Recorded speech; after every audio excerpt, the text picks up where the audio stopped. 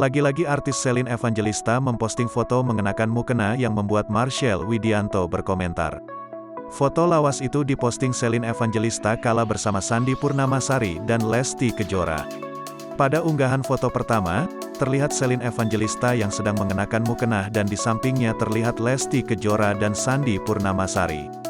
Unggahan foto kedua memperlihatkan Shelin Evangelista yang diapit oleh Lesti Kejora dan Sandy Purnamasari di mana janda Stefan William itu sedang menggendong anak Lesti Kejora yang bernama Muhammad Leslar Al-Fatih Bilar. Mengiringi unggahan kedua foto tersebut, Shelin Evangelista memberikan captionnya. Sontak, banyak warganet yang turut memberikan komentarnya soal penampilan Shelin Evangelista yang tampil mengenakan mukena. Melihat itu Marcel Widianto juga memberi komentar. Namun, dia malah menyoroti captionnya. Caption, emoji hati, tulis Marcel.